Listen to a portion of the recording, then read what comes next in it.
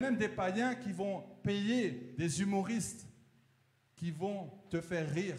Mais ces humoristes-là, ils passent par des moments difficiles. Eux, c'est leur travail de faire rire. Mais il faut savoir qu'il y a des humoristes qui n'ont pas la joie, qui n'ont pas la paix. Pourquoi? Parce qu'ils n'ont pas Jésus. Et toi, tu vas payer pour que quelqu'un puisse te faire rire. Tu ris sur le moment, mais le lendemain, tu ne ris plus. Donc, tu as juste ri pour 80 €. Alors qu'avec Jésus, c'est gratuit, tu peux rire tous les jours. Et tu n'es pas obligé d'aller voir un comique pour te faire rire. Amen. Parfois, tu es triste, tu te dis, ah, je vais regarder un comique qui va me faire rire. Mais c'est juste émotionnel. Jésus, c'est plus que ça. Jésus te donne encore plus de joie. Une joie qui te donne la paix. Où tu es à l'aise, où tu es tranquille. Tu as des grandes factures à payer, toi, tu es dans la joie. Tu danses même. Tu regardes les factures, tu dis, Alléluia. Pourquoi? Parce que tu sais que les factures, elles vont être payées. Tu n'as pas à t'inquiéter. Amen. Tu as des problèmes, tu chantes, Alléluia. Ça, le diable, il n'aime pas. Parce que lui, le diable, il veut que tu sois triste. Il veut que tu ne souris pas. Il veut que quand on te voit, on te dit, ah, dis donc, je ne vois pas la différence entre un non-chrétien et un chrétien. Je ne vois pas la différence parce que tous les deux, vous faites la tête.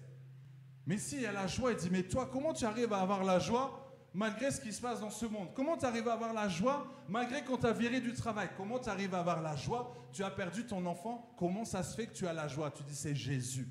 Et là, tu pourras témoigner. Ils vont te dire, mais comment tu arrives à avoir la joie avec ce qui se passe actuellement? Non, moi, je suis heureux, j'ai Jésus. Moi, je suis heureuse, j'ai Jésus. Et c'est là où tu vas faire la différence. Amen. Donc, tu as la puissance de tout va bien, la puissance de la joie, la puissance d'être heureux chaque jour. Parce que tu sais que Dieu ne va jamais t'abandonner. Tu as des grandes factures, tu sais que Dieu va pourvoir. Amen. Et plus tu vis les miracles avec Dieu, plus tu crois que Dieu peut faire de grandes choses. Amen.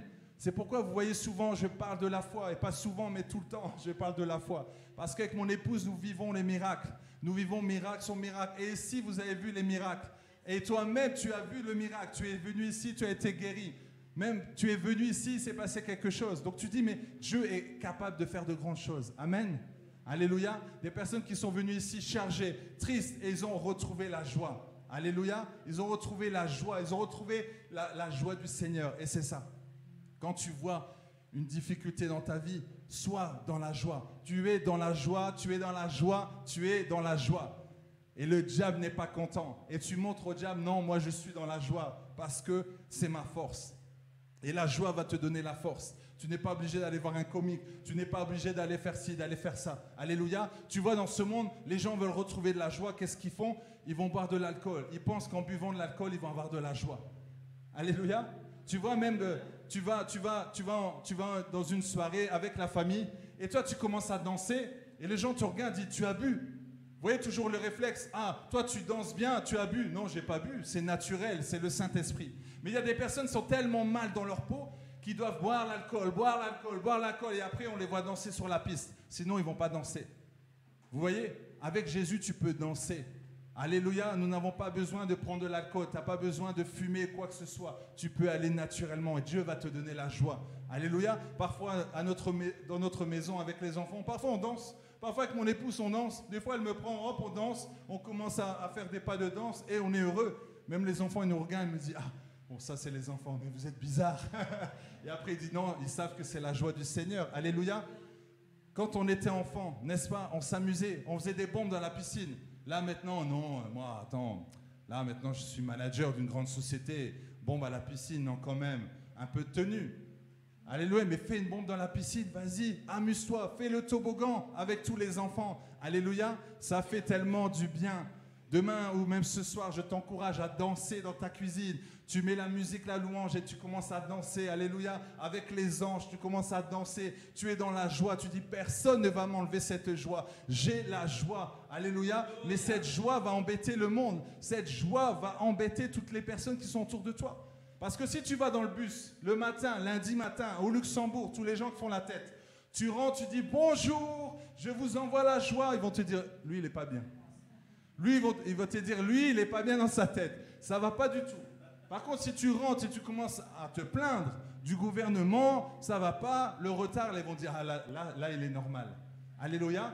En fait, les personnes dans ce monde ne voient plus la joie. Mais c'est ce qu'ils cherchent. Ils cherchent la paix partout. Ils cherchent dans l'hypnose, ils cherchent dans le reiki, dans le feng shui, toutes sortes de choses. Ils cherchent la paix.